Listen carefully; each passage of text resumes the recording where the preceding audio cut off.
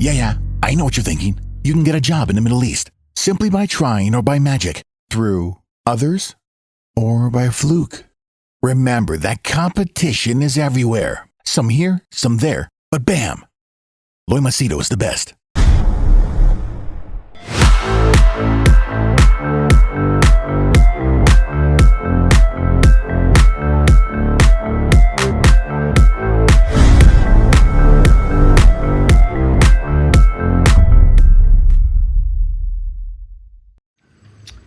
Alright, in this video I want to share with you a couple of things that my clients have shared. Okay, to be specific, 3 of them. Okay, so I'm just sharing with you the opinion that they shared with me. That doesn't mean that the whole world looks at things in this way, but I'm giving a specific example, and you let me know your thoughts. This is with regards to Asians or Arabs going to the West. By West, I mean Europe or USA, Canada, Australia, and what the expectations were and what really happened. Now, right off the bat, the first thing all of them realized is life in the West is not as glamorous or perfect as they expected it to be. There was a level of expectation that, oh, life here is going to be modern, life here is going to be amazing, life here is going to be XYZ, whatever. In fact, they were deeply disappointed. One of them told me, Loy, I came here to Europe. This is supposed to be a rich and successful country. Okay? And she actually saw people defecating, urinating on the streets. We normally say in India people do that, right? Pissing and shitting. Here, she actually saw them doing it on the streets. She actually saw drug addicts injecting themselves with drugs. Homeless people. Rows and rows and rows of homeless people. And she even said that there are places where if you walk, they will shout racist slogans and scream, and there are people following you like gangs with a knife, and she's saying it's very scary. And she said, Loy, I expected life here to be better. It's so worse, it's so bad. It's like, I really wonder, why did I leave my home and come here? Okay? So that was one. I know you must be asking, can you give me the specific country? The reason I don't want to do that is because then you end up people from that very country start breathing down my neck. So I leave it to your imagination. And you can decide whether it's true or false. The second one was, this young man, he went to this particular country as an engineer. And yes, he did it for his family. Little did he know that he would be discriminated based on his name, his religion, the very fact that he was Asian. And how did he find this out? Well, when he was applying, they have put vacancies, but after he has applied, they've said sorry, or you got rejected, or whatever, polite response, or sorry, this vacancy is full. But then he would still see the ad there.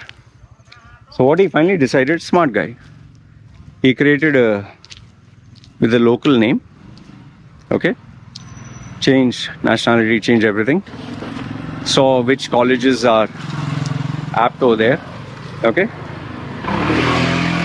He put companies which are local, okay, and put more or less the same name, same designation. Copy pasted the roles and responsibility exactly, no change over there, okay. Then he sent it. Guess what? He got called for an interview. Can you explain this? Now you might say, oh, because he has local experience. Experience, right? Engineering. What changes in the experience? What? You look at a drawing or you look at engineering concepts, are they different from different countries? Come on, man. So, and he tried different this thing. He tried Muslim name, he tried changing the gender, made a female. And he noted down the responses of various companies. And he said, I kind of realized that these companies, they just don't want. They don't say it openly. They say we are diversity focused and all that. It's all garbage. Okay. And here's another thing.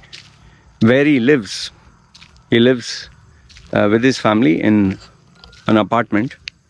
Every single day when he has to, him and his family, when they have to go up, they have to listen to racist slurs and comments and, hooting, whistling and shouting and get the fuck out of here, go back to your country. And, it kind of mentally disturbs your frame of mind. And he's really worried about what his, children will face in school and college. So this was the second example. The third one is where this guy, businessman, he went abroad and, didn't want to start anything big. But what he has reported, he finally started a small little business, not very big, a small little business. And to his surprise and even my surprise, robberies, gunpoint robberies, drunkards coming in, smashing things.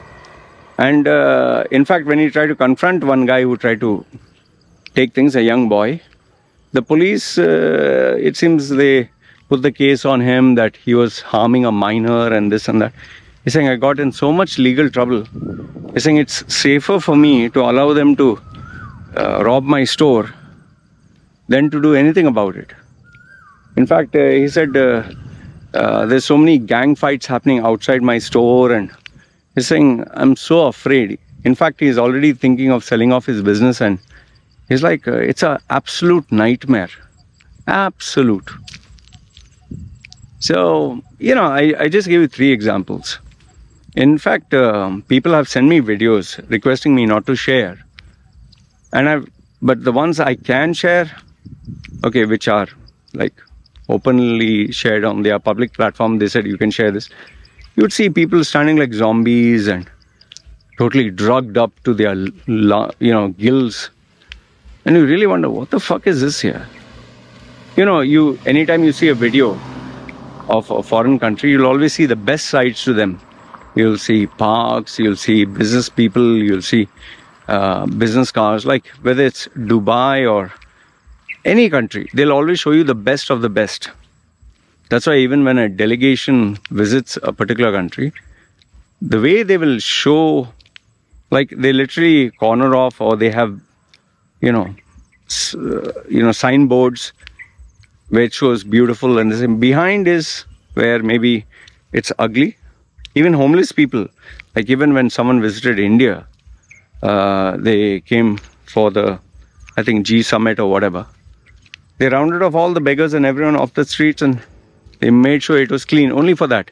And that's the same thing happening in Canada, USA, Australia.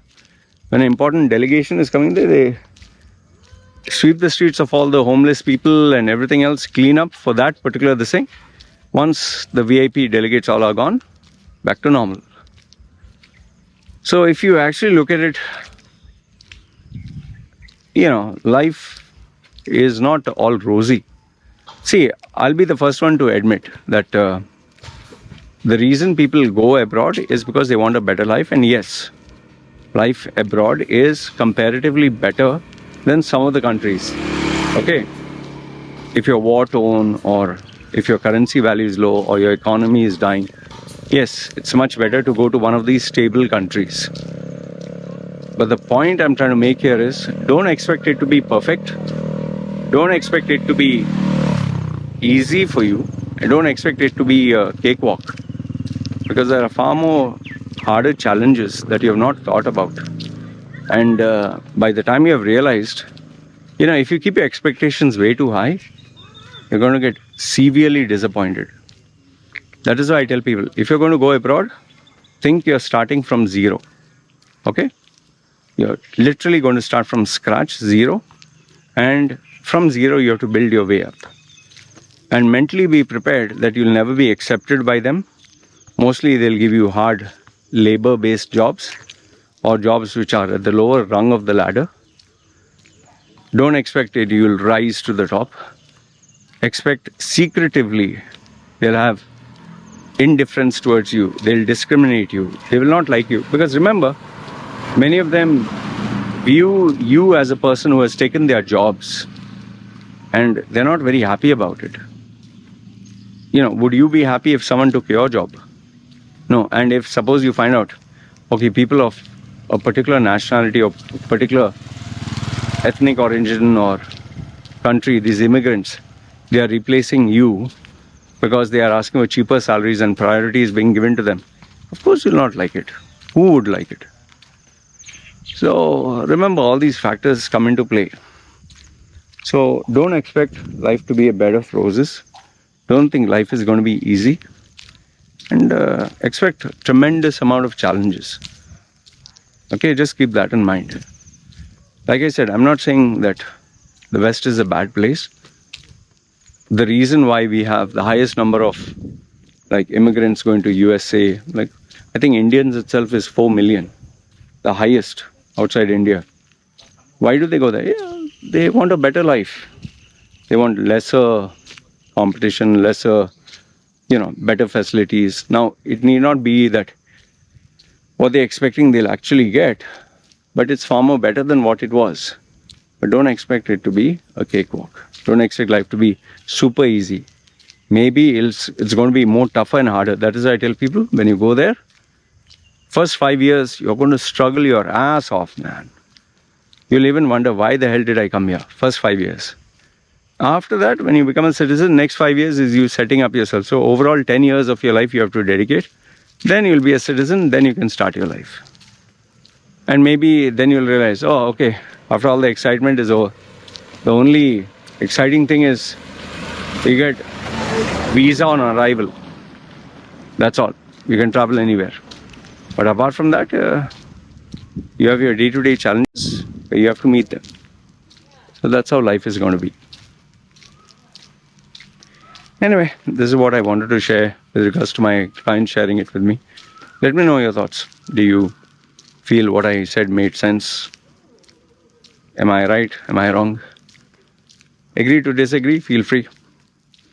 And if you would like to state what are the challenges you're facing where you are, if you're migrated, it'd be nice to know. All right? You guys take care. This is me signing off. Ciao.